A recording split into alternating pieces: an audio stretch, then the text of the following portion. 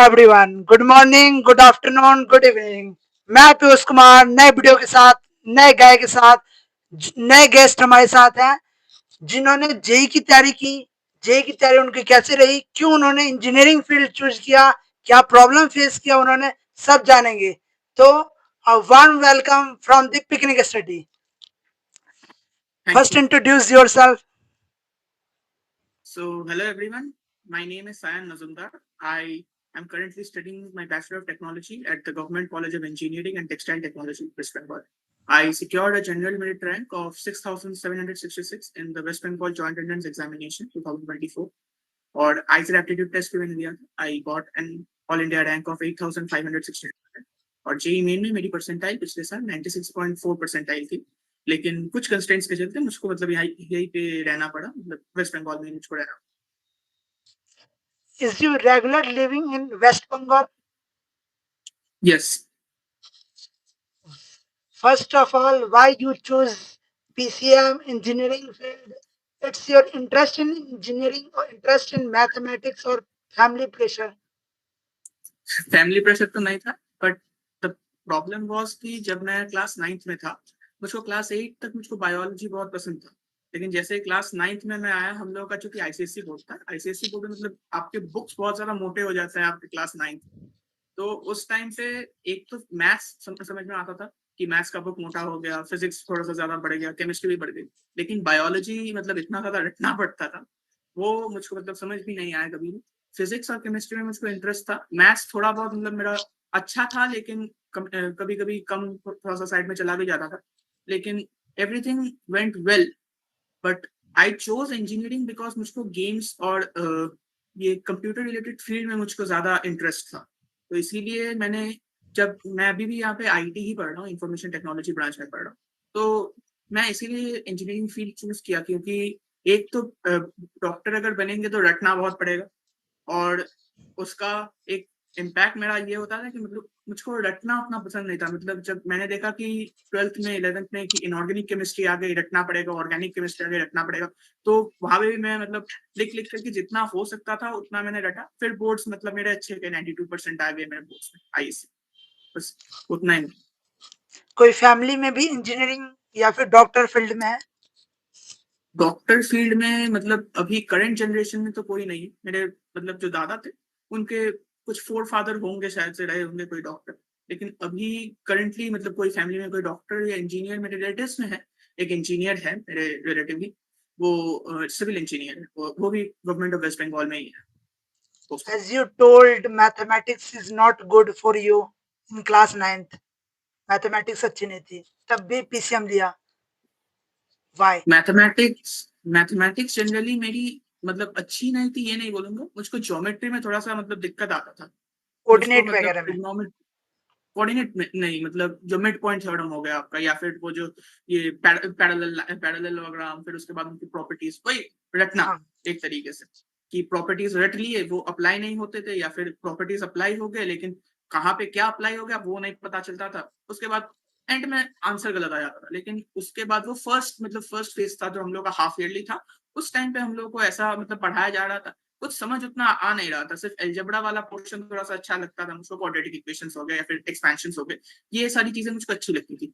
लेकिन उसके बियॉन्ड मतलब वो ज्योमेट्री वाला पार्ट अच्छा नहीं लगता था। कोऑर्डिनेट या फिर ट्रिग्नोमेट्री जब आई 9th में, तब मुझको अच्छा लगने लग गया। उसके बाद मैंने जब देखा कि 10th में, 11th में, 12th में आपका मेनली कोऑर्डिनेट ही चलता है, आपका ट्रिग्नोमेट्री चलता है, और ये शेप्स और ये सारी चीजें कभी कभार फिजिक्स में आती है और वो भी उतनी ज्यादा नहीं आती। तब मैंने सोचा कि हाँ, मैथ्स को लेकर मैं मूव कर सकता हूँ, क्योंकि बायोलॉजी वैसे भी नहीं हो रही थी वैसे उससे। तो आपकी बायो पहले अच्छी थी? हाँ, बायो पहले अच्छी थी, लेकिन उसके बाद मतलब जैसे ही उतना ज्यादा रटना पड़ गया, मुझको दिमाग में, मैं उसको रिकॉल नहीं कर पाता था। तो क्या होता था कि हम लोग का जो एग्जाम होता था, एग्जाम में तो 9th में तो ऑनलाइन एग्जाम हुआ था, अगर आपको याद हो, कोविड था। तो कोविड की वजह से मतलब मैंने कभी चीटिंग नहीं करी थी, लेकिन तो इसके लिए मुझको तुक्का मारना पड़ गया था कहीं पे, और बहुत एक दो बार एग्जाम्स में मैं फेल भी हो गया था। तो इसीलिए मैंने सोचा कि bio is not my piece of. You ever never dilemma of choosing PCM, PCB? No, I didn't have it, because PCB choose करते करते 10th के टाइम पे मुझको एक बार मुझको लगा था कि पीसीएम चूज करूं या फिर पीसीबी चूज करूं। उस टाइम पे मैंने देखा कि मतलब आपको अगर कोई भी स्ट्रीम अगर आपके फ्यूचर के लिए चूज करना होता है तो आप सबसे पहले देखते हो कि उसके हायर क्लासेस में मतलब क्या पढ़ाया जा रहा है, कैसे पढ़ाया जा रहा है। मैं मतलब अपने स्कूल में जब मैं गया, मैंने जब लाइब्रेरी से जब मैंने बायो की बुक उठाई, मैंने वो बुक देख कर ही मेरा मतलब दिमाग खराब हो गया कि इतना मोटा बुक पहला, और दूसरा मुझको कोडिंग में इंटरेस्ट था, तो मैंने पीसीएम भी नहीं, मैंने मतलब पीसीएम हम लोग का कंपलसरी था एक तरीके से। हम लोग का पीसीएम बी लेना था या फिर पीसीएम सी लेना था, मतलब या तो बायो या फिर कंप्यूटर साइंस। तो मैंने कंप्यूटर साइंस चूज कर लिया। 11th 12th में कौन कौन से सब्जेक्ट थे आप पे? आप मेरे फिजिक्स था, केमिस्ट्री था, मैथ्स था और कंप्यूटर साइंस थी, और इंग्लिश और हिंदी जो रहता है। तो जैसे आप बंगाल से पढ़े हैं तो डिफिकल्टी आती थी? बंगाली आपको आती है? हाँ, बंगाली आती है, लेकिन मैं जनरली मैंने इंग्लिश मीडियम स्कूल से पढ़ाई करी है, मैंने डॉन बॉस्को से पढ़ाई करी है। तो वहाँ पे इंग्लिश हम लोग का ज़्यादा मतलब प्रेफर्ड होता था, और मैंने हिंदी ले रखा था क्योंकि मैंने फर्स्ट स्टैंडर्ड से ही मैंने हिंदी लिया था। क्योंकि एक तो हम लोग का बंगाली में जो है वो मतलब वही रटना और ये कौन-सा लेटर है, कौन-सा मतलब कहाँ पे यूज़ होता है, वो जब मैंने थर्ड लैंग्वेज लिया था 8th में तब थोड़ा-सा मतलब दिक्कत हुआ था। 5th से 8th हम लोग का कंपल्सरी होता है कि थर्ड लैंग्वेज बंगाली लेना ही होगा। तो 3 साल पढ़ने के बाद वो मतलब पता चल गया था कि बंगाली तो नहीं लेनी थी। तो इसीलिए मैंने हिंदी लेकर पढ़ाई करी थी। बंगाली समझ लेता हूँ लेकिन लिख नहीं पाता, पढ़ नहीं पाता। कहीं से माइग्रेट करके बंगाल में आए हैं? नहीं, वेस्ट नहीं, बंगाल। मैं यहीं पे बॉर्न एंड ब्रॉट अप में यही अच्छा। वेस्ट। तो आपको सबसे पहले जेई एग्जाम के बारे में किस क्लास में पता चला? मुझको मतलब ये बहुत एक इंटरेस्टिंग स्टोरी है। जब मैंने फर्स्ट सेमेस्टर मतलब हम लोग का तो जब क्लास 10th का जब बोर्ड्स हुआ था आईसीएसई का, तो उस टाइम पे सेमेस्टर टाइप में हम लोग का डिवाइड हो गया था कि एक सेमेस्टर में इतना पढ़ाया जाएगा आपको, दूसरे सेमेस्टर में आपको इतना पढ़ाया जाएगा। तो फर्स्ट सेमेस्टर में जब क्लास 10th में कुछ मैकेनिक्स आ गया था, कुछ रे ऑप्टिक्स टाइप का आ गया था, तो उस टाइम में मुझको मतलब कुछ समझ नहीं आ रहा था। तो मैंने जाकर के मैंने यूट्यूब में फिजिक्स का लेक्चर स्टार्ट किया सर्च करना। वहां पे मुझको पीडब्ल्यू मिला। तब मैंने पीडब्ल्यू से पढ़ना शुरू किया, और मेरे अच्छे मार्क्स आए फिजिक्स में, मेरे शायद से 92 आए थे मेरे उस टाइम पे। तो जैसे ही मेरा फर्स्ट सेमेस्टर कंप्लीट हुआ, फर्स्ट सेमेस्टर कंप्लीट होने के बाद मैंने सोचा कि अभी मुझको क्या करना क्या है, क्योंकि बहुत सारे लोग बोल रहे हैं कि साइंस ले लो, कोई बोल रहा है कॉमर्स ले लो, कोई बोल रहा है आर्ट्स ले लो। उस टाइम पे मैंने पीडब्ल्यू को मतलब सब्सक्राइब कर रखा था। तब मैंने देखा कि सर अलग सर कुछ ला रहे हैं, कोटा एक्सप्रेस या फिर ऐसा कुछ जब सर ला रहे थे, तब मैंने देखा कि सर ये मतलब ये मैंने तो सिर्फ 10th तक पढ़ाई करी थी, मुझको लगा था कि सर 10th तक पढ़ाते हैं। उसके बाद मैंने देखा कि 11th भी पढ़ाया जाता है, 12th भी पढ़ाया जाता है, और जेई नीट बोल के 2 एग्जाम्स होते हैं, और अगर आप जेई क्रैक कर लो तो आप आईआईटी, एनआईटी या फिर इंजीनियरिंग में आप जा पाओगे, और अगर आप नीट क्रैक कर लो तो आप कोई भी मेडिकल कॉलेज में आप जा पाओगे। और उस टाइम पे मतलब मुझको जेई के बारे में एक्चुअली पता चला। टफनेस लेवल पता चली उस समय या फिर नहीं, प्रिपरेशन टाइम में ही पता चली? प्रिपरेशन टाइम में जनरली पता चली, क्योंकि टफनेस लेवल आप जब 10th में होते हो तो आपको लगता है कि मुझे सब आता है। 11th में जब आप जाते हो तो तब आपको स्टार्टिंग में 1-2 चैप्टर काइनेमैटिक्स, यूनिट डायमेंशंस आपको पढ़ाया जाता है, आपको लगता है कि आपको सब आता है। उसके बाद आप देखते हो कि नहीं आता, मुझको कुछ नहीं आता, आई एम ज़ीरो। तो क्लास 8 से जब बच्चे क्लास 9 में जाते हैं तब भी टफनेस इंक्रीज होती है बहुत ज्यादा, और वैसे ही क्लास 10 से जब क्लास 11 में जाते हैं टफनेस इंक्रीज होती है। और रेट करें टफनेस को, इंक्रीजमेंट ऑफ टफनेस को 10 आउट ऑफ, तो क्लास 9 8 से 9 टफनेस को कितना रेट करेंगे? मैं तो मतलब रेट तो नहीं कर सकता, क्योंकि हम लोग का 8th के बाद ही कोविड आ गया था, तो हम लोग के लिए टफनेस उतना कुछ था नहीं, टाइम बहुत मिला था पढ़ने के लिए, तो मुझको उतना कुछ टफ मुझको लगा नहीं। लेकिन हाँ, समझ थोड़ा सा कम आता था, तो मैं मतलब 5 अगर मैं on the scale of rating अगर मैं 10 में रेट करूँ तो 4 से 3 आपका मतलब 8 से 9th का रेटिंग होगा। और लेकिन अगर आप 10th से 11th जाओगे वही आपका 8 या फिर 8.5 तक रेटिंग हो जाएगा, क्योंकि वो आपको ग्रास्प करना उस टाइम पे मतलब हम लोग का जब कोविड जब जस्ट खत्म हुआ था, तभी हम लोग का स्कूल भी खुल रहा था। लेकिन स्कूल वालों ने मतलब स्कूल अथॉरिटीज ने कोई ये कंस्टेंट नहीं रखा था कि तुम लोग कोविड बैच के स्टूडेंट हो तो इसलिए तुम लोगों का एग्जाम थोड़ा सा देरी से लिया जाएगा। हम लोग का 3 महीने में हम लोग को 17 चैप्टर्स फिजिक्स, केमिस्ट्री, मैथ्स के हम लोग को पढ़ के एग्जाम भी देना था। तो वो एक मतलब टफनेस तो हो ही जाता है। जब 11th में गए, सबसे पहले पीडब्ल्यू का लेक्चर कब देखा था, कहाँ देखा था? पीडब्ल्यू का मैंने लेक्चर सबसे पहले अर्जुना बैच जो था 2022 या 23 का, उस टाइम पे मैंने मतलब मैं पीडब्ल्यू का वेबसाइट तब मैंने सर्च किया, वहां पे कुछ डेमो लेक्चर्स मुझको मिले, तब मैंने देखा सचिन सर को पढ़ाते हुए कि वो मैथ्स पढ़ा रहे हैं। तब मैंने मतलब सबसे पहले लेक्चर्स देखना शुरू किया, एक दो क्वेश्चंस भी सॉल्व करे, तब मुझको एक फील गुड फैक्टर आया कि हाँ शायद से अभी मैथ्स जो मुझको उतनी डरावनी लगती थी 11th या सॉरी 9th या 10th में या फिर 8th में भी, वो अभी शायद से उतनी ज्यादा डरावनी ना हो। हाँ कंसेप्चुअल हो, लेकिन जो भी आउट ऑफ द बॉक्स जो भी टॉपिक है कि ज्योमेट्री पढ़ो, ये करो, वो पढ़ो, वो उल्टे सीधे चीजें अभी शायद से नहीं होगी। जैसे आपने बोला सचिन सचिन जाकर सर से आपने पढ़ा, तो सचिन जाकर सर से आपने 11th भी पढ़ी, 12th भी पढ़ी? हाँ 11th 12th मैंने पढ़ी, मतलब एक्चुअली था क्या कि चूंकि वो बैच हम लोग का जो था तो वो एक साल पुराना था, और पीडब्ल्यू में आपको जैसे पता हो कि बैचेस के टीचर्स हर साल चेंज होते रहते हैं, और अगर कोई टीचर बहुत अच्छे हो तो उनको मतलब रख दिया जाता है, या फिर कोई अगर नया बैच लॉन्च ना हुआ हो तो वहां पे सर पढ़ाते हैं। तो मैंने सचिन सर से मैं मतलब पढ़ नहीं पाया उस टाइम पे। हम लोग के एक टीचर थे सिद्धार्थ मिश्रा सर, तो उनसे मैंने 11th में मैथ्स पढ़ी, और 12th में आए आशीष अग्रवाल से, मैंने आशीष सर से। सचिन सर से उतना एक्सपीरियंस नहीं रहा है।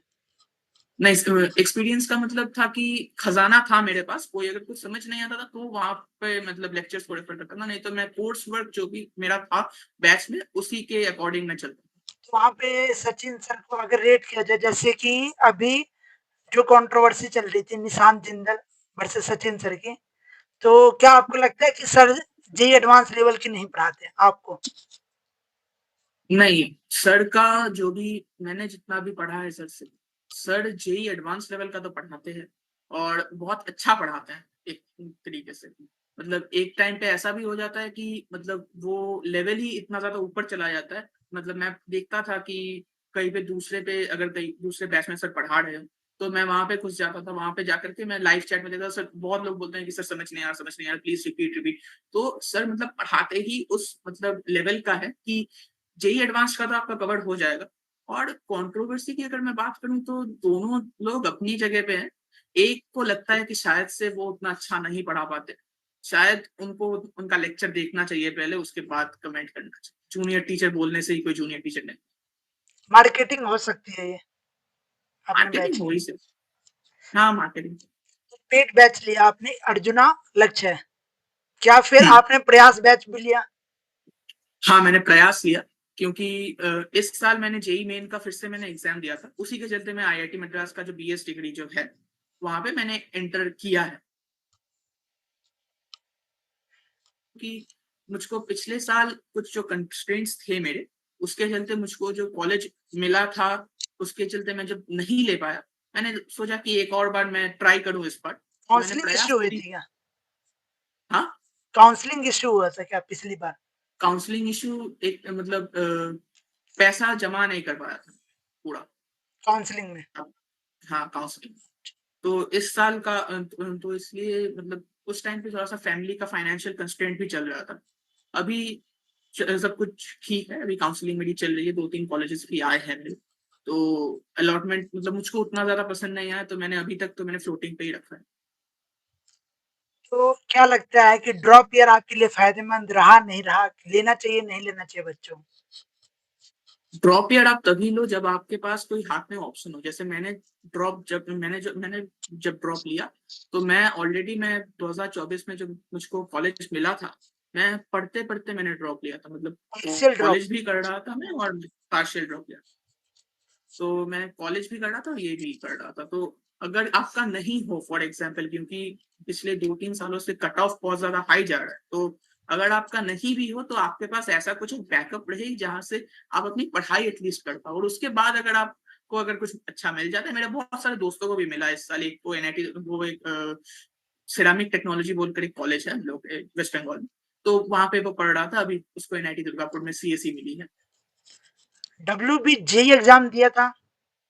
हाँ वहीं पिछले पे साल भी मेरा। दिया था? हाँ पिछले साल भी था, मेरे पिछले साल से ही मतलब मेरा 1 साल कंप्लीट होने को आया कॉलेज में। पिछले आप साल क्या के लिए। सोचते हैं, एनआईटी बढ़िया है या फिर जादवपुर यूनिवर्सिटी बढ़िया है? एनआईटी या जादवपुर यूनिवर्सिटी आप अगर पूछ रहे हैं तो एनआईटी, कौन सा एनआईटी आप पूछ रहे हैं उसके बेसिस पे वो डिपेंड करता है, क्योंकि टियर वन जादवपुर की NIT, university tier two, tier three rate किया जाए? टीयर टीयर वन का एनआईटी तो ऑब्वियसली जेयू से तो मतलब कैंपस लाइफ से अगर आप बोलेंगे तो अच्छा ही है, लेकिन जादवपुर यूनिवर्सिटी लोग प्रेफर इसलिए करते हैं क्योंकि फीस बहुत कम है वहाँ। मतलब 10,000 में आपका पूरा बीटेक कंप्लीट हो जाएगा। मेरे बहुत सारे दोस्त पढ़ रहे हैं, तो उनका मतलब बोलते हैं कि अच्छा ही है। और एक टाइम पे, और एक वो चूंकि इंडिपेंडेंट यूनिवर्सिटी है तो उनके ही टीचर सेट कर, मेरा एक दोस्त अभी एनआईटी राउरकेला में पढ़ रहा है।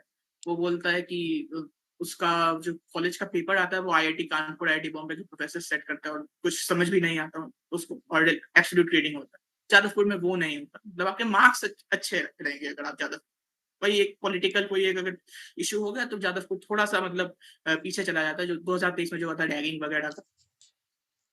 एनआईटी में शायद से उतना नहीं। जादवपुर यूनिवर्सिटी कहा जा सकता है कि ये केवल बंगाल के बच्चे को ही मिलेगा। 85% क्राइटेरिया लगा दिया है डब्ल्यूबीजेई ने। देखिए 85% क्राइटेरिया अगर लगाया भी है तो जादवपुर यूनिवर्सिटी का जो कट ऑफ है वो पिछले मतलब सारे ही टाइम पे जो भी मतलब डिजर्विंग लोग हैं उन लोगों को ही जादवपुर यूनिवर्सिटी मतलब जाने का मौका मिलता है, क्योंकि लोअर ब्रांचेस में जादवपुर यूनिवर्सिटी में कोई जाना नहीं चाहता। क्योंकि पिछले साल मुझको प्रिंटिंग मिला था जादवपुर में, तो प्रिंटिंग इंजीनियरिंग हो गया या फिर पावर हो गया, इसमें कोई जाना नहीं चाहता। जो डिजर्विंग बच्चे हैं वेस्ट बंगाल के वही लोग जाते हैं।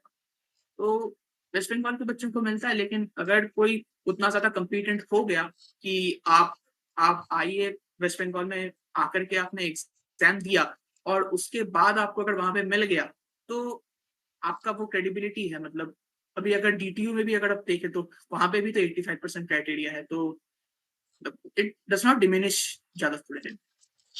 जैसे जादवपुर यूनिवर्सिटी हो गया, जैसे डब्ल्यूबीजेई पे बहुत सारी यूनिवर्सिटी मिलती है बंगाल की, तो बच्चे बहुत कम प्रेफर करते हैं। जैसे एमएसटी सीईटी में बच्चे ज्यादा अटेंड करते हैं, मीनवाइल डब्ल्यूबीजेई में कम करते हैं। बच्चों का माइंडसेट ये रहता है कि वहां पे बंगाली ज्यादा होगी, डिफिकल्ट होगा सर्वाइविंग के लिए। तो क्या उन्हें एडवाइस देना चाहोगे, ऐसा कुछ होगा? एक तो मैं बोलना चाहूंगा कि हाँ, होता है कि बहुत सारी यूनिवर्सिटीज ऐसी होती है जो आपको बंगाली ही मिलेगी, क्योंकि मेजरली हम लोगों का जो भी कॉलेज सिस्टम है, आप मेजर 2 यूनिवर्सिटीज मैक्सिमम देखोगे या फिर 3, अभी आप कह लो पिछले साल के कंपैरिजन में जेयू आप देखोगे, फिर सीयू देखोगे, फिर मकाउट देखोगे आप। जो मकाउट जो है वो पूरा मतलब वेस्ट बंगाल ओरिएंटेड यूनिवर्सिटी है।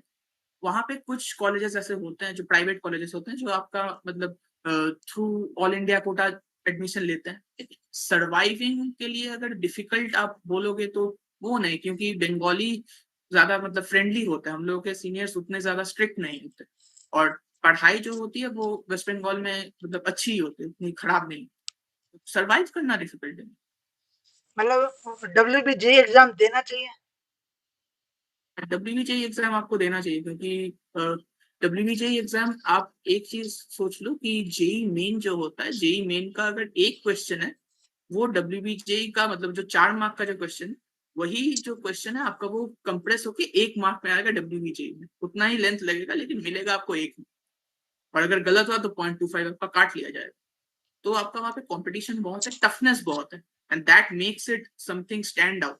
क्योंकि अगर आप देखोगे कि जेई मेन में कुछ शिफ्ट इजी होते हैं, कुछ शिफ्ट टफ होते हैं। डब्ल्यूबीजेई में एक ही शिफ्ट हुआ और एक ही शिफ्ट में पूरा आपको पेपर मिल गया, क्वेश्चन सफल रहते हैं, लेकिन जेई मेन से वो टफ होता है।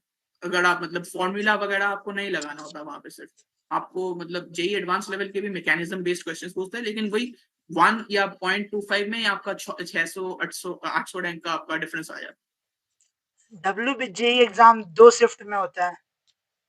हाँ, 2 शिफ्ट में होता है, मतलब एक में आपका मैथ्स होता है, 75 क्वेश्चंस का एक पेपर होता है। वो उस उनके लिए होता है जो लोग इंजीनियरिंग पढ़ना चाहते हैं, और दूसरा होता है आपका फिजिक्स और केमिस्ट्री का, जो आपका सिर्फ फार्मेसी पढ़ना चाहते हैं। और इंजीनियरिंग के लिए भी वो मतलब आपका जरूरी है, लेकिन जो सिर्फ फार्मेसी पढ़ना चाहते हैं उनको सेकंड शिफ्ट का पेपर देना। मतलब लेकिन अगर आप इंजीनियरिंग, पीसीबी वाले बच्चे भी दे सकते हैं डब्ल्यूबीजी एग्जाम? हाँ, पीसीबी दे सकते हैं, क्योंकि मतलब डॉक्टरी तो नहीं मिलेगी, एमबीबीएस नहीं मिलेगा, लेकिन बी फार्म का आपको कोर्स मिलेगा। शाजापुर यूनिवर्सिटी में है? जादवपुर यूनिवर्सिटी में, हाँ, बी फार्म का कोर्स है, मेरा मेरा एक दोस्त ही कर रहा है। तो जब आप क्लास 10 से क्लास 11 में गए, आपको क्या डिफिकल्टीज फेस करनी पड़ी? सबसे पहले तो डिफिकल्टी मुझको ये फेस करनी पड़ी, क्योंकि कोविड आ गया था। कोविड आने के बाद जो हम लोग के अंदर जो आलस आ गया था, वो आलस के चलते स्कूल मतलब जाना, वो एक बहुत ज्यादा डिफिकल्ट काम हो गया था मेरा। क्योंकि मैं जहाँ पे रहता हूँ, मेरा स्कूल वहां से लगभग 40 किलोमीटर दूर है। तो मुझको, अगर मेरा स्कूल 8:50 के टाइम पे शुरू होता है, तो मुझको घर से निकलना ही पड़ता था 6:30 के आसपास, ताकि मैं सबसे पहले ट्रेन पकड़ के स्कूल में चला जाऊँ। एक तो डिफिकल्टी डिस्टेंस ट्रैवलिंग, ये मतलब बहुत सालों से मतलब हट ही गया था। क्लास केजी से लेकर के 8 तक वो मेरा मतलब एक टेन्योर चला ट्रैवलिंग का, एक हसल का। लेकिन बीच में जो 2 साल का गैप आया, उसमें ट्रैवलिंग का एक बहुत ज्यादा डिफरेंस आ गया। और दूसरा आया मेरा माइंडसेट में, क्योंकि स्कूल, बहुत लोगों को लगता है कि स्कूल आपका जेई का प्रिपरेशन हैम्पर करती है, और एक तरीके से वो मतलब चीज सही भी है। हम लोग के जो टीचर्स थे, हम लोग के टीचर्स बोलते थे कि आप पहले बोर्ड्स पे फोकस कर लो, फिर आप मतलब स्कूल पे फोकस करना। उस टाइम पे वो एक थोड़ा सा डिफिकल्टी लगा था मेरे से, क्योंकि मेरा माइंडसेट उनके साथ मैच नहीं कर रहा था। एक बार मतलब एब्सेंट भी हो गया, तो अगले दिन जब मैं डायरी साइन करवाने के लिए लेकर जाता था, तो मुझको बोलते थे क्यों एब्सेंट हो गया, 10-12 सवाल पूछते थे। और अगर पता चल गया कि पढ़ाई करने के लिए मैंने एब्सेंट करा है, तो मुझको डांट भी पड़ती थी बहुत ज्यादा, बेइज्जती भी होती थी बहुत। और उसके बाद था कि एक तो फिर उसके बाद पढ़ाई का जो भी स्ट्रेस था। पढ़ाई में आपका मतलब फिजिक्स, केमिस्ट्री और मैथ्स आप अलग अलग जगह से आपको पढ़ना पड़ता होगा, मतलब पढ़ना पड़ता था, क्योंकि हम लोग का जो स्कूल था, स्कूल में एक ही टीचर पढ़ाते थे केमिस्ट्री, लेकिन फिजिकल, ऑर्गेनिक, इनऑर्गेनिक, ये तीनों अलग अलग डोमेन है। तो वहां पे मुझको कुछ टीचर्स के लिए मुझको जाना पड़ा। फिर बोर्ड्स में कैसे लिखना है मुझको, फिर उसके बाद कैसे मुझको आंसर रिप्रेजेंट करना है स्कूल के एग्जाम्स में, वो मुझको मतलब अलग से ट्यूशन लेना पड़ा। तो टाइम कंस्ट्रेंट बहुत ज्यादा था, मेंटल स्टेबिलिटी बहुत ज्यादा मतलब डिस्टर्ब होती होती थी। फिर उसके बाद तो 12th में जाकर के मैनेज हो गया 1 साल के अंदर। तो ये प्रॉब्लम आई आपको। तो स्कूल के टीचर बिल्कुल भी वो नहीं थे हेल्पफुल आपके लिए जी एग्जाम के लिए? स्कूल के टीचर हेल्पफुल थे, मैं ये तो पूरा मतलब मैं डिनाई भी नहीं करूंगा कि हेल्पफुल नहीं थे। लेकिन स्कूल के जो भी जितने भी टीचर्स थे, उनका फोकस यही था कि बच्चा पहले बोर्ड्स की तैयारी कर ले। उसके बाद जो भी मतलब बच्चे को अगर कोई अच्छा अपॉर्चुनिटी मिल रहा हो, क्योंकि बोर्ड्स के बेसिस पे आपको फॉरेन यूनिवर्सिटीज में जाने का बहुत सारा अपॉर्चुनिटी मिलता है। हम लोग के स्कूल से बहुत लोग कैम्ब्रिज, फिर नेशनल यूनिवर्सिटी ऑफ सिंगापुर, वो सारे बोर्ड्स के मार्क्स पे गए। तो सबसे पहले उनका यही एक टारगेट होता था कि आप इंडिया में उतना ज्यादा काम मत करो, क्योंकि इंडिया एक आपका मतलब क्या बोलूं, आईआईटी को छोड़ करके या फिर एनआईटी छोड़ करके आपका बीटेक के लिए इंडिया उतना भी ज्यादा अच्छा नहीं है। लेकिन बाहर का यूनिवर्सिटी, आप अगर बोर्ड्स अच्छा करोगे, तो बाहर की यूनिवर्सिटीज आपको ले लेंगी। एक तो वो था, और दूसरा हम लोग का एक ये भी नोशन था, क्योंकि चूंकि डॉन बॉस्को स्कूल है, तो उस टाइम पे हम लोगों को सेंट जेवियर्स में हम लोगों को बहुत ज्यादा धकेला जाता था कि आपका जेई में नहीं हुआ, आप बैचलर्स कर लो, सेंट जेवियर्स में चले जाओ। सेंट जेवियर्स कॉलेजिएट स्कूल हो गया, मतलब बॉम्बे हो गया, कोलकाता हो गया, आपका मतलब वहां पे हम लोग का रिजर्वेशन है, तो हम लोग वहां पे आपको मतलब भेज देंगे। और एक था अटेंडेंस क्राइटेरिया, उसके चलते टीचर्स हेल्पफुल होते थे। कुछ टीचर्स ने मुझको हेल्प करी भी, मुझको डब्ल्यूबीजी क्रैक करने में बहुत ज्यादा मदद करी। स्पेशली केमिस्ट्री और फिजिक्स के टीचर्स ने तो मतलब मुझको बुक्स भी दी थी, जिसके चलते मैंने क्रैक किया गवर्नमेंट कॉलेज में। How you maintain school with online classes your? सबसे पहले तो अगर आपको स्कूल मैनेज करना होगा मतलब ऑनलाइन क्लासेस के साथ, तो मैं यही एक ही रिकमेंडेशन दूंगा कि आप कोचिंग मतलब आप कोई प्राइवेट ट्यूशन मत लो, जो मैंने गलती करी थी। कि मैंने स्कूल के चलते एक प्राइवेट ट्यूशन का एक मैंने ग्रुप ज्वाइन कर लिया था कि ये टीचर्स फिजिक्स पढ़ाएंगे, ये टीचर्स केमिस्ट्री पढ़ाएंगे, ये टीचर्स मैथ्स पढ़ाएंगे। तो वो मतलब एक ऑफलाइन का एक प्रेशर अलग था, फिर उसके बाद एक ऑनलाइन का भी प्रेशर था कि पीडब्ल्यू भी करना है मुझको। तो मेरा बैकलॉग भी होने लग गया था एक तरीके से। और इसके चलते मतलब आपको दिक्कत होगी। नहीं तो अगर आप सिर्फ स्कूल और ऑनलाइन क्लासेस में ही अगर आप रहोगे तो आपको दिक्कत मतलब होगी नहीं, क्योंकि स्कूल आपका ज्यादातर टाइम पे खाली ही रहता है। 11th और 12th के स्टूडेंट्स को उतना ज्यादा प्रेशराइज करा नहीं जाता उन लोगों को। मतलब हम लोग का जब फेस्ट भी होता था, कोई इंटर स्कूल फेस्ट हो गया, हम लोग साइंस के स्टूडेंट्स को उतना ज्यादा भेजा नहीं जाता था, क्योंकि स्कूल को पता था कि ये ऐसे लोग हैं जिन लोगों को पढ़ाई करने में ज्यादा फोकस करना चाहिए, और मतलब एक्स्ट्रा करिकुलर एक्टिविटीज वो चलते रहेंगे। तो अगर आप मतलब कोई ऑफलाइन कोचिंग अगर आप कुछ ज्वाइन नहीं कर रहे हो, और अगर आप ऑनलाइन ही सिर्फ स्टिक करना चाहते हो, तो स्कूल के साथ ऑनलाइन आपका मैनेज करने में दिक्कत नहीं आएगी। How you maintain discipline in online class? Online classes में सबसे पहले डिसिप्लिन मेंटेन करना मतलब चैलेंजिंग होता है, बहुत ज्यादा चैलेंजिंग होता है। लेकिन एक ही चीज था कि मैंने सबसे पहले जब भी मेरा कोई लेक्चर मतलब मैं कर रहा हूँ, वहां पे मैं लैपटॉप में हूँ, तो कोई दूसरा विंडो टेम्पटेशन आता ही है कि कोई दूसरा विंडो खोल लूँ, यूट्यूब एक का मैं साइड में लगा लूँ या फिर ऐसा कुछ कर लूँ। लेकिन सबसे ज्यादा दिक्कत मैंने डिसिप्लिन इसलिए मेंटेन करा था क्योंकि पापा मेरे मतलब सामने पेरेंट्स का सपोर्ट बहुत ज्यादा मिला था कि कुछ भी मैं कर रहा हूँ, तू ये क्या कर रहा है, ये तो तेरे स्टडी के रिलेटेड नहीं है। तो पेरेंट्स ने टोका, इसीलिए शायद से मतलब मेरा हो पाया। पेरेंट्स की डांट बहुत अच्छी लगी, फायदे किया। डांट मतलब उस टाइम पे अच्छी नहीं लगती थी, लेकिन इन द लॉन्ग रन जब मैं देखता हूँ आज की, मेरे बहुत सारे दोस्त ऐसे हैं जिन्होंने ड्रॉप लिया, उनको कुछ नहीं, इस साल जो जितना भी रिजल्ट आया उनको कुछ नहीं मिला, सब जाकर के कोई ना कोई बीएससी वगैरह में वो लोग एडमिशन ले रहा है, कोई बीसीए में एडमिशन ले रहा है, या फिर मेरे जितने भी दोस्त मेरे साथ ही एग्जाम दिए थे, उनको कुछ अच्छा कॉलेज नहीं मिला, Tier 3 कॉलेज में चले गए, प्राइवेट कॉलेज में चले गए। वो जो भी चीज था वो मेरे साथ नहीं हुआ, और I'll be credible to my parents for this. जो बच्चा क्लास 12 पास आउट हो रहा है, ड्रॉप ईयर के लिए जा रहा है, उसे खुद से क्या क्या क्वेश्चन पूछना चाहिए ड्रॉप ईयर लेने से पहले? अगर कोई भी अगर ड्रॉप ईयर के लिए जा रहा है, तो एक मतलब दो पॉसिबिलिटी हो सकती है। या तो उसने जेई का एग्जाम दिया होगा, जेई मेन हो, एडवांस्ड हो, कोई भी एग्जाम, मतलब पहले जेई मेन दिया हो, उसके बाद उसने एडवांस्ड का एग्जाम दिया हो। तो सबसे पहले अगर उसका नहीं हुआ होगा, उसको सबसे पहले वो रिस्पॉन्स शीट सबसे पहले विजिट करना चाहिए कि क्या ऐसा रह गया, क्या मेरा वीक टॉपिक है जो मुझको इस साल तो सुधारना ही है, और क्या ऐसा क्वेश्चन है जो मतलब आता ही आता है। और दूसरा, कंसिस्टेंसी अगर आपका होगा भी तो भी आपका जेई क्लियर नहीं होगा, क्योंकि आप मतलब इट डज नॉट मैटर कि how much hard work are you put in, hard work is a vector quantity. अगर आप सही डायरेक्शन में नहीं लगाओगे, तो आपका मतलब जेई नहीं होगा, कोई भी एग्जाम नहीं होगा। आप कोई भी स्टेट के लिए बैठो या फिर आईसेट के लिए बैठो या फिर जेई के लिए बैठो, आपका कोई भी एग्जाम क्रैक नहीं होगा। आपको सही डायरेक्शन में देखना होगा, आपको पीवाईक्यूज लगाने होंगे। आप मतलब जब भी स्टार्ट करोगे, तो सबसे पहले यही पूछना चाहिए कि आपने मतलब ये क्या मुझको आता है। अगर मुझको आता है तो ठीक है, मैं ये क्वेश्चन सॉल्व करता हूँ, और दूसरा क्वेश्चन देखने के बाद क्या ये मुझको आता है, अगर नहीं आता तो मैं इसका कॉन्सेप्ट विजिट करूंगा। ऐसा करते करते आपको बहुत ज्यादा जल्दी सिलेबस कवरेज करने के भी हेल्प मिलेगा, और दूसरा हेल्प आपको ये मिलेगा कि आपका सारा पीवाईक्यू कवर हो जाएगा। तो ये अगर आप मतलब दो क्वेश्चन अगर आप पूछोगे कि क्या ये मुझको सवाल आता है, और या फिर क्या मैंने यहाँ पे गलती करी थी, ये अगर दो मैं पूछ लूंगा किसी मतलब अपने आप से, तो मेरा मतलब जेई कंप्लीट हो जाएगा, मैं कर लूंगा, अच्छे किसी जगह में चले जाऊंगा। एक बहुत अच्छी बात बताई, hard work is a vector quantity, direction की जरूरत है। तो एक मतलब ये है, जब हम ऑनलाइन क्लासेस करते हैं बहुत डिफिकल्टीज आती है। उसमें आती है कि जब पोल्स कराते हैं टीचर, पोल्स बेनिफिशियल होता है, हमें पता चलता है हम कहाँ पे स्टैंड कर रहे हैं। उसके साथ कुछ आंसर 10 सेकेंड, 4 सेकेंड, 5 सेकेंड में आंसर आ जाते हैं, तो इससे बच्चे डिप्रेस भी होते हैं। तो how you manage that type of depression? मेरे को यही लगता था कि पोल का क्या है, मेरा पोल का रिजल्ट मेरे जेई के रिजल्ट में ऐड नहीं होता।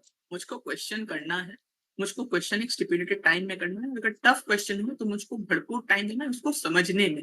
कोचिंग क्लासेस में आप टॉप कर रहे हो तो उसका मतलब ये नहीं है कि आप जेई में भी टॉप कर जाओगे। मेरे बहुत सारे ऐसे दोस्त हैं जिन लोगों का कोचिंग में मतलब 600 नीट का, अगर मैं बात करूँ, कुछ दोस्त मेरे नीट के, वो अपने कोचिंग क्लास के टॉपर थे। उनका जेई में जब 2024 में रिजल्ट आया, कुछ भी नहीं हुआ, मतलब जीरो, जेई भी जीरो, नीट भी जीरो। फेल कर गए वो लोग, मतलब बहुत बहुत बुरी तरीके से फेल कर गए। और मेरा एक दोस्त है जो मतलब पढ़ाई में मतलब कंसिस्टेंसी था इन थी उसके पास, लेकिन उसका कोचिंग में उतना अच्छा कुछ रैंक नहीं आता था, या फिर वो उतना ज्यादा अपना प्रेजेंस शो नहीं करता था। वो आज एसएसकेएम में पढ़ रहा है, पीजी में। तो ऐसा हो ही सकता है, क्योंकि आपको क्वेश्चन आप अगर पोल में अगर आप आंसर दोगे, पोल का क्या ही है, पोल तो कोई भी चीटिंग करके कोई भी आंसर लेगा, आंसर लेकर के उसको टिक कर देगा, उसका 3 सेकंड 4 सेकंड में आंसर आना उसका तय है। हम लोग का जब प्रयास 3.0 में जब मैं था, हम लोग के एक सर थे, MKS sir, Manish Kumar Suman sir. तो वो जैसे ही मतलब ये देखते थे कि इसने 5 सेकंड में आंसर दे दिया, उसको वीडियो कॉल लगा ली, उससे पूछते कि कैसे हुआ। और मैक्सिमम लोग मतलब आंसर मतलब जिन्होंने टिक किया होगा वो नहीं उठाते थे, क्योंकि 5 सेकंड में कोई भी आंसर जो सर को सॉल्व करने में ही कुछ 2 से 3 मिनट लग रहे हैं, तो 5 सेकंड में आंसर नहीं आ सकता। मनीष सर, हाँ, मनीष, फिजिक्स, फिजिक्स नहीं, मैथ्स के मनीष मैथ्स। कुमार सुमन। अच्छा, जब ये पोल का ऐसे मतलब मेंटल प्रेशर नहीं लेना चाहिए, अपना टाइम देना चाहिए, पूरा यूटिलाइज करना चाहिए। और बाय चांस नहीं हो रहा तो क्वेश्चन देखो टीचर कैसे कर रहा है, क्या अप्रोचेस है, ये डेवलप करना चाहिए। आपको हम्म। क्या लगता है कि जब आप 11th-12th में थे, ड्रॉप ईयर में, 11th-12th में आपने क्या गलतियां की जिससे आपने ड्रॉप ईयर में सुधारा, या फिर अगर फिर से आपको 3 साल पहले चले जाए तो वो क्या गलतियां होंगी जो आप नहीं करना चाहेंगे, जो आपने गलतियां की? सबसे पहले तो मैं अपना स्कूल चेंज करना चाहूंगा, क्योंकि स्कूल में बहुत ज्यादा प्रेशर होता था वो। और दूसरा, मैं सबसे पहले कोशिश करना यही चाहूंगा कि मैं अपने पेरेंट्स को या फिर अपने आसपास रहने वालों को समझाऊं कि जेई ज्यादा इंपॉर्टेंट है स्कूल से। क्योंकि वेस्ट बंगाल में अभी भी कहीं ना कहीं ये एक नोशन एग्जिस्ट करता है कि अगर आपने बोर्ड छेले बोर्ड से भालो बोर्ड चला मैंने छेले की चुगत पे बच्चा, मतलब अगर लड़का बोर्ड में अच्छा नहीं कर रहा तो उसका जेई में होकर के भी कुछ नहीं होगा। मतलब अभी भी जब जब मैं मेरे बोर्ड्स के बाद जब मैं घूमने गया था मेरे कुछ रिलेटिव्स के यहाँ, मैंने बोला कि मेरा डब्ल्यूबीजे में ये रैंक आया, आइजर में ये रैंक। अच्छा बेटा वो तो ठीक है, तो बोर्ड से कत तेरा बोर्ड्स में कितना आया? जैसे ही मैंने बोला 92.25, तब जाकर के मेरी इज्जत बनी। तो वो एक चीज तो है जो मैं मतलब सबसे पहले निगलेक्ट करना चाहूंगा कि ये काम नहीं करना चाहिए। दूसरा है कि और भी शिद्दत से पढ़ाई होनी थी। मैंने बहुत जगह पे मक्कारी भी करी, क्योंकि मैंने मतलब एक तो दोस्त के ट्रैप में थोड़ा बहुत फंस गया था। अभी चूंकि ऑफलाइन में जाता था तो दोस्ती भी होती थी, और दोस्ती होती थी तो मतलब पढ़ाई में हैम्परिंग भी मेरा होता था। तो एक तो दोस्ती का वो जो भी ट्रैप है वो मैं हटाना चाहूंगा, और हर एक लेक्चर के बाद शॉर्ट नोट्स मैं मतलब बनाना चाहूंगा, जो मैंने 11th और 12th में नहीं करा था, ड्रॉप ईयर में करा था, and they help me a lot. Short notes की बात है, मैंने एक कोटा का इंटरव्यू लिया था, कोटा फ्रॉम नंदिनी से लिया था कोटा का इंटरव्यू। उन्हें शॉर्ट नोट्स बनाने में केमिस्ट्री की प्रॉब्लम आई। बहुत सारे बच्चे ऐसे मैसेज करते हैं, कमेंट करते हैं कि शॉर्ट नोट्स केमिस्ट्री के कैसे बनाए, तो केमिस्ट्री की शॉर्ट नोट्स कैसे बनाए?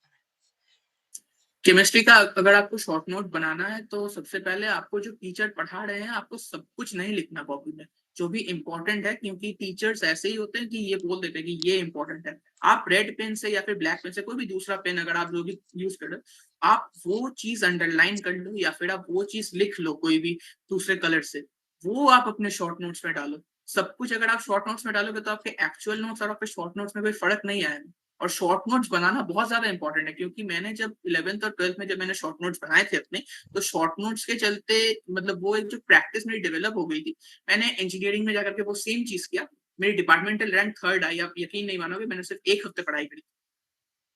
तो शॉर्ट नोट्स बनाना मतलब बहुत ज्यादा इंपॉर्टेंट है। और केमिस्ट्री का अगर आप स्पेसिफिकली बोले, आपको रिएक्शंस लिखना है, फॉर्मूला लिखना है, और अगर कोई बहुत ज्यादा टफ कोई क्वेश्चन आ गया, क्योंकि जेई एडवांस में मतलब आपका सिर्फ केमिस्ट्री में फॉर्मूला नहीं चलता, आपको जेई एडवांस में मतलब अच्छे लेवल के क्वेश्चंस करने पड़ेंगे, वो आपको टीचर्स ही करवा देंगे। वो अगर टीचर्स अगर बोलते हैं कि जैसे फैसल सर हम लोग को पढ़ाते थे फिजिकल केमिस्ट्री, फैसल सर बोलते थे खूबसूरत सवाल खूबसूरत बात, सर वो लिख ही देते थे, के वही के मेरे बी, नोट्स में जाता था। के बी। हाँ, ये भी। हाँ, तो वही मैंने नोट्स में जाता, इसी के चलते मतलब मैं कर पाया था। हैदर सर से मैं पर्सनली मीट कर चुका हूँ, सर के साथ मेरे पे फोटो है। हालांकि तो आपको कैसा लगता है, फैजल सर का एक्सपीरियंस बताना कुछ? फैजल सर का कोई एक्सपीरियंस नहीं है, he is the God of physical chemistry. मैंने 11th में भी मैंने फिजिकल केमिस्ट्री पढ़ी थी, मुझको उतना ज्यादा कुछ समझ नहीं आया, फॉर्मूला रेड का चला गया। 12th में भी फिजिकल केमिस्ट्री पढ़ी थी, स्टार्टिंग में लगा था कि हो जाएगा, कर लूंगा, लेकिन नहीं हुआ 12th में जाकर के भी। मेरा मतलब physical chemistry was always a pain in the neck. Inorganic आप रट लोगे, ऑर्गेनिक भी रट लोगे, रट करके काम हो जाएगा आपका। लेकिन अगर आप फिजिकल केमिस्ट्री को रटने गए तो आपको क्वेश्चन ही ऐसे घुमा के दे देंगे वो लोग कि आप मतलब चाह करके भी उस फॉर्मूला को लगा नहीं पाओगे। और जेई मेन में भी अभी ऐसा ही हो रहा है, मतलब पिछले फिजिकल 2 साल में से। फिजिकल में ऑर्गेनिक मिला के आ रहे हैं क्वेश्चन। हाँ हाँ, फिजिकल में अगर आपको मतलब रिएक्शन आ गई तो आप एंट्रोपी वगैरह आपको कुछ कैलकुलेट करना होगा, एंथैल्पी कैलकुलेट करना होगा, आप नहीं कर पाओगे क्योंकि आपको पता ही नहीं है कि कहाँ पे आपने तो रट रखा है। तो कहाँ पे एक्सोथर्मिक के लिए आपका अलग होगा, कहाँ पे आपका एंडोथर्मिक के लिए अलग होगा, आपको पता ही नहीं चलेगा। तो आपको केमिस्ट्री मतलब समझना पड़ेगा। और फैजल सर ने मुझको मतलब हम लोग को बहुत अच्छे से समझा है।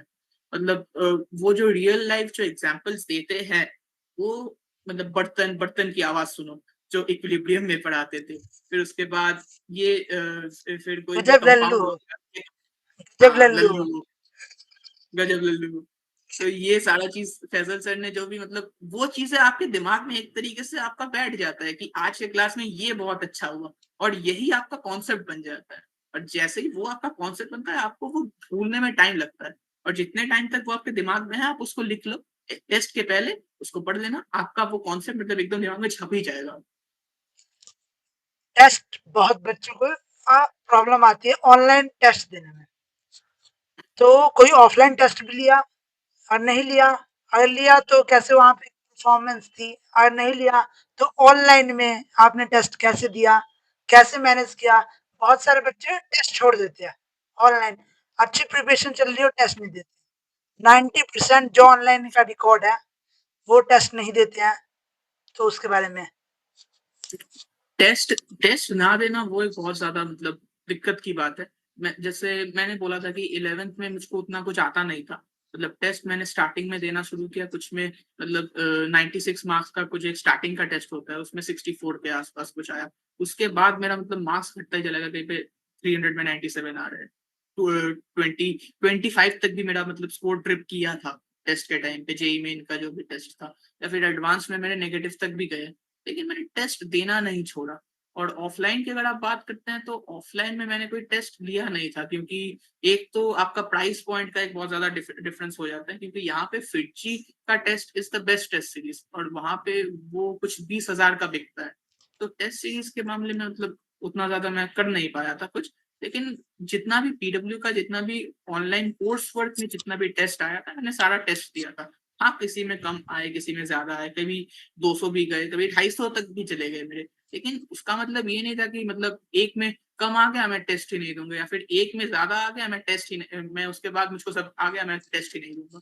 वो आपका प्रिपरेशन डिसाइड करता है कि आपने कहाँ पे कितना ज्यादा प्रिपेयर किया है, आपका वीक एरिया कौन सा है, आप क्या मतलब सुधार सकते हो। जैसे मेरा जैसा ये था, अभी आईआईटी में भी ये test weekly assignment graded assignment जो होते हैं आपके, आपको सिर्फ आप अगर एक असाइनमेंट मिस भी कर दोगे ना तो सिर्फ आपका एक ही मार्क जाएगा, जैसा ये लोग मतलब ग्रेडिंग सिस्टम बिठा के रखे हैं, क्योंकि फर्स्ट 10 असाइनमेंट्स आपके काउंट होंगे। लेकिन मैंने जैसे वीक 4 में मेरा मैथ्स का जो असाइनमेंट था मुझको उतना कुछ आया नहीं। तो जब मेरा मार्क्स मैंने देखा आई गॉट 65 आउट ऑफ 100। उसके बाद मुझको मतलब पता चला कि ये तो अच्छा नहीं है। तब मैंने फिर से रिविजिट किया जाकर के कि मैथ्स में ये गलती हो रही है ये। और वही मैंने सेम चीज अपने जेई के टाइम पे भी करी थी, क्योंकि मुझको पता चल गया था कि मुझको फंक्शंस में मुझको कहीं पे दिक्कत आ रही है, या फिर मुझको इंटीग्रेशन का ये टॉपिक मुझको समझ नहीं आ रहा। वहां पे मेरी गलतियां ज्यादा हो रही, क्योंकि पीडब्ल्यू का टेस्ट आपका ऐसा ही होता है कि आपको पूरा एनालिसिस दे देती है कि वीक चैप्टर कौन से है, स्ट्रॉन्ग टॉपिक्स कौन से, मीडियम में कौन से। तो वो सारे टॉपिक्स जब मेरे वीक और मीडियम में थे मैंने उनको कोशिश करी कि स्ट्रॉन्ग करूं, और यही आपका टेस्ट डिसाइड करता है, कभी मार्क्स डिसाइड नहीं करता है आपका टेस्ट। तो टेस्ट एनालिसिस, अब जो बच्चे वेस्ट बंगाल में हैं और वो डिसिप्लिन नहीं कर पा रहे हैं किसी भी कारण, तो बेस्ट कोचिंग क्या होगी वहां पे बंगाल टॉप 5? कोचिंग, अगर मैं टॉप 5 की बात करूं यहाँ पे वेस्ट बंगाल में, कोचिंग बोलूं तो एक तो फिटजी था, लेकिन फिटजी का भी अभी जो भी टाइम मतलब चल रहा है, कुछ सेंटर्स मतलब बंद भी हो रहे हैं, मुझको मतलब मैं पता नहीं, लेकिन सुन रहा हूँ।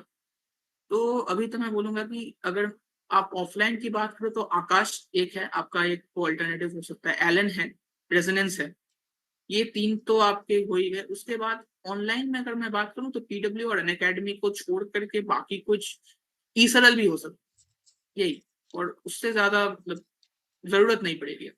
पीडब्ल्यू विद्यापीठ है, हाँ, पीडब्ल्यू विद्यापीठ है। तो क्या प्रीफर करना चाहिए वेस्ट बंगाल के बच्चों को विद्यापीठ? हाँ, प्रेफर, जो Vidyapeeth, it's not with the coaching, मतलब प्रॉब्लम कोचिंग में नहीं है, किसी भी प्रिपरेशन में कोचिंग का रोल बहुत कम होता है और आपका खुद का एफर्ट ज्यादा होता है। तो अगर आपको मतलब लगता है कि कोचिंग जाकर के आपको हेल्प मिल रही है तभी आप कोचिंग प्रेफर करो, नहीं तो आपका कोचिंग प्रेफर करके भी कुछ मतलब फायदा नहीं होगा। बहुत लोग ऐसे हैं जो लोग कोचिंग लेते हैं, लाख 1.5 लाख 2 लाख रुपया खर्च कर देते हैं, लेकिन उसके बाद वही सेम अमाउंट उनको डोनेशन में देना पड़ता है 2 साल के बाद।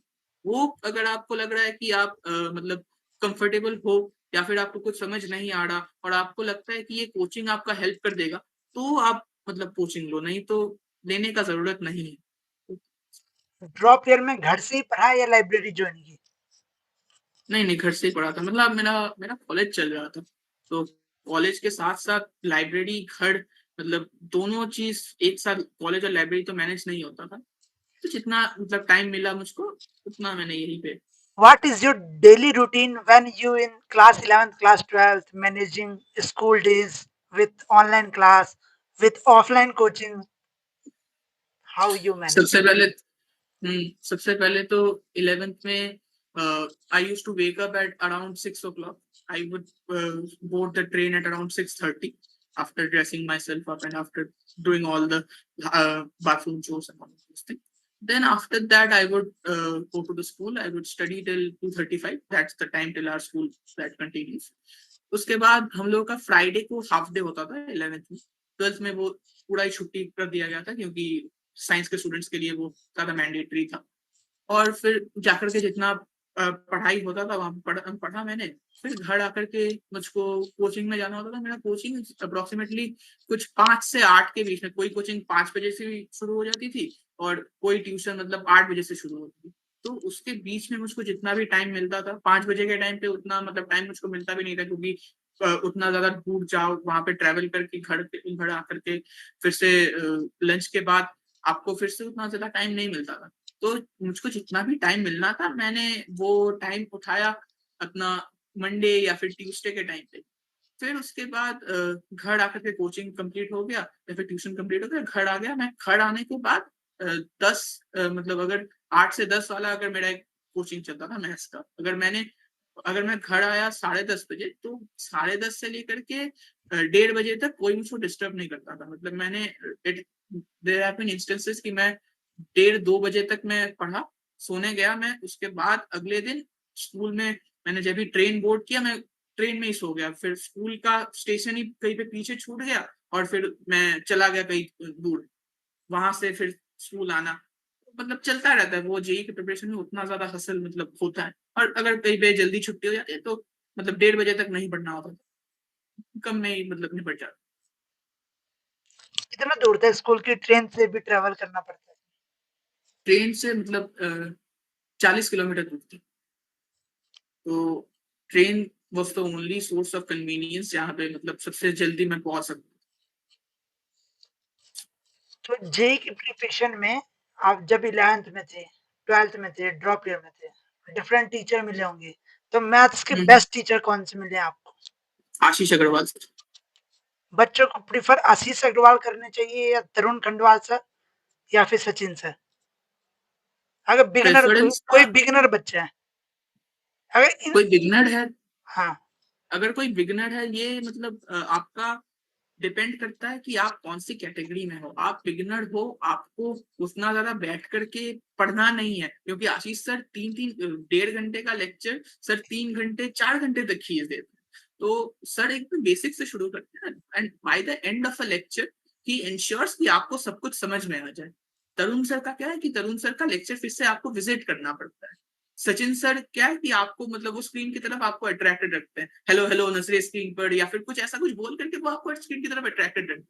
तो तीनों टीचर्स अपने जगह पे बेस्ट है, लेकिन डिपेंड करता है कि आपका कन्वीनियंस कौन सा है। If you are running short of time, then I guess that you should prefer TK sir, क्योंकि टीके सर उस टाइम पे मतलब आपको, आप लेक्चर रिविजिट कर सकते हो, लेक्चर का ड्यूरेशन आपका शॉर्ट होता है, तो आप मतलब आपका पढ़ भी सकते हो। लेकिन अगर आपके पास पूरा टाइम है, 2 साल है आपके पास, या फिर आप अर्ली स्टेज में ही प्रिपरेशन शुरू कर रहे हो, तो वो आप आशीष अग्रवाल सर को मतलब आप कंसिडर कर सकते हैं।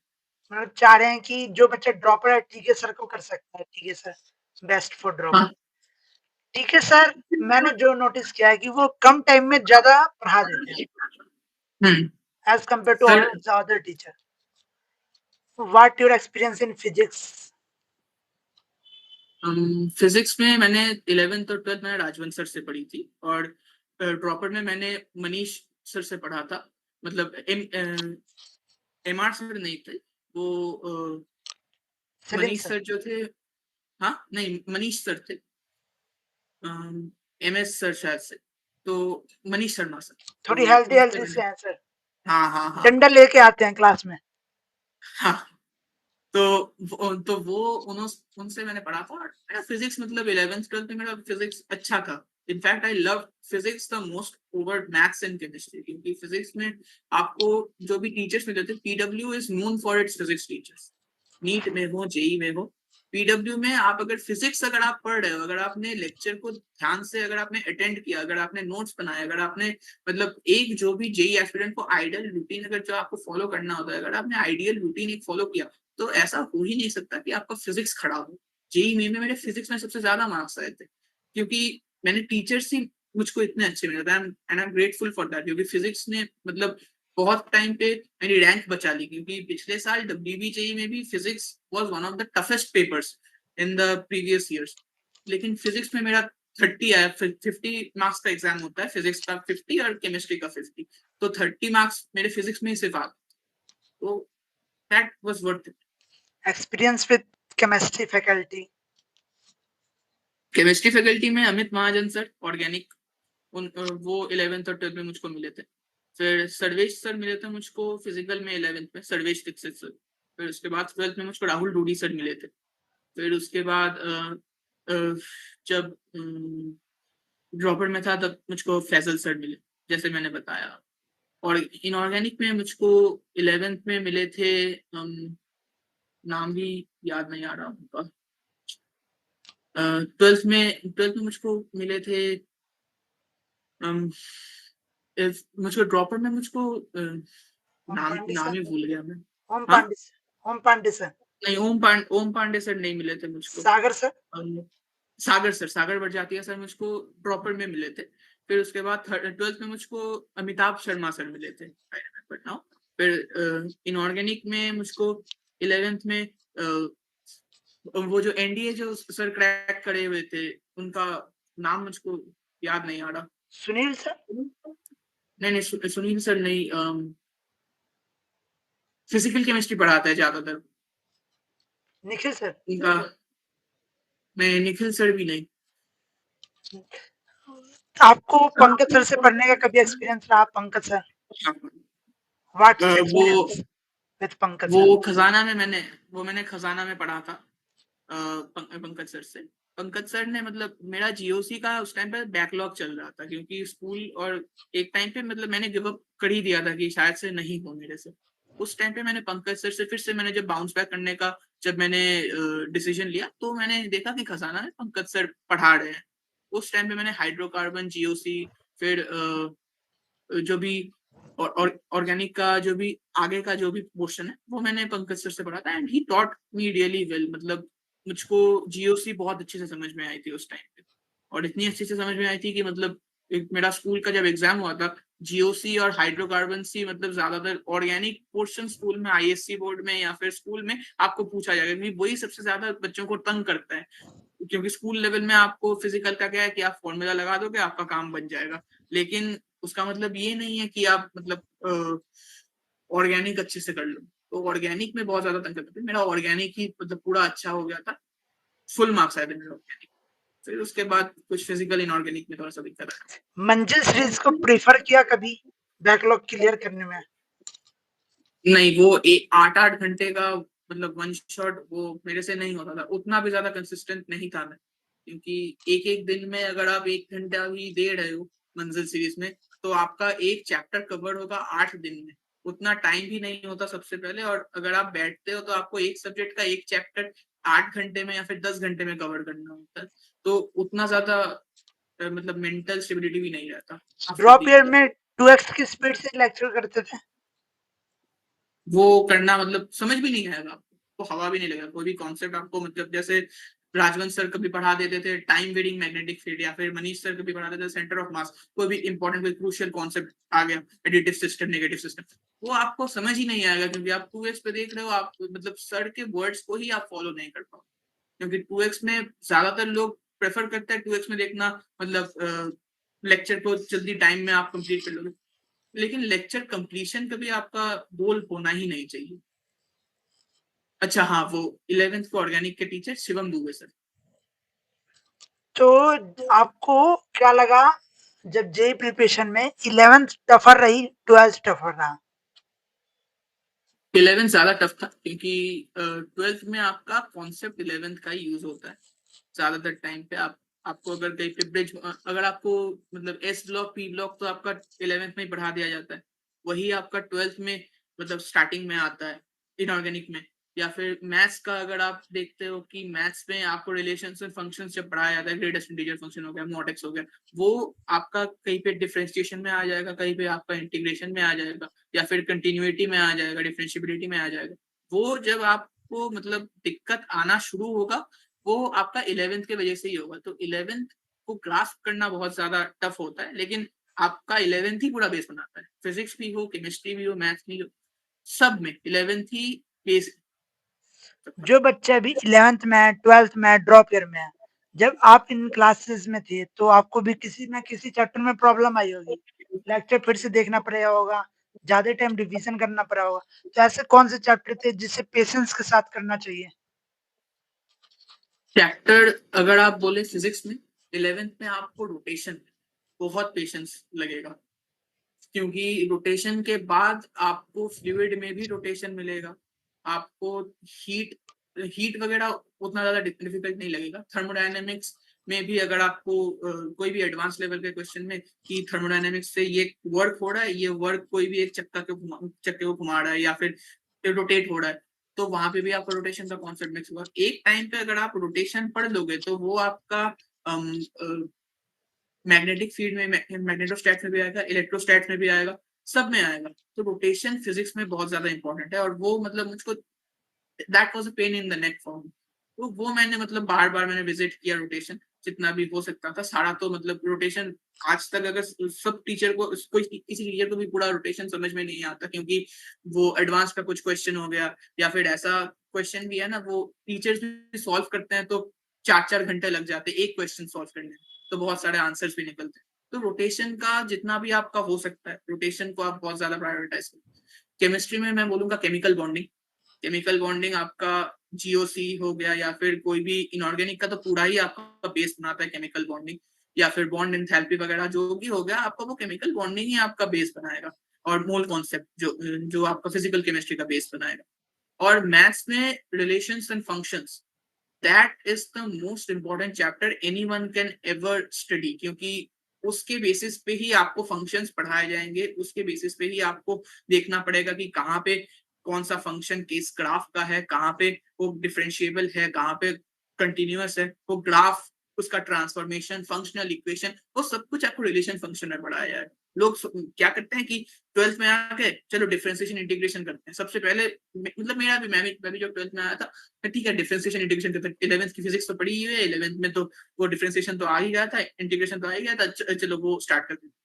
जैसे ही मैंने उसको स्टार्ट किया तब मैंने देखा कि डिफरेंशिएशन और इंटीग्रेशन मतलब आपका सिर्फ 11th की फिजिक्स के बेसिस पे नहीं होता, आपका 12th का जो रिलेशन फंक्शन है उसके बेसिस पे होता है। तो वो एक बहुत ज्यादा इंपॉर्टेंट चैप्टर यही थी। इंटीग्रेशन को कैसे डील किया?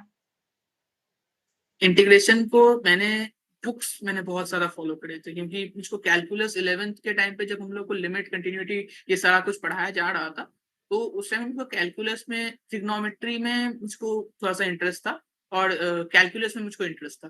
तो जो ट्रिग्नोमेट्री जो था, ट्रिग्नोमेट्री में मैंने डील किया था, और ट्रिग्नोमेट्री, कैलकुलस, ये दोनों मुझको बहुत ज्यादा पसंद आ गए। तो उस टाइम पे मैंने ज्यादा से ज्यादा मैंने क्वेश्चंस प्रैक्टिस करे थे, और कैलकुलस मतलब मेरा बहुत अच्छा हो गया था।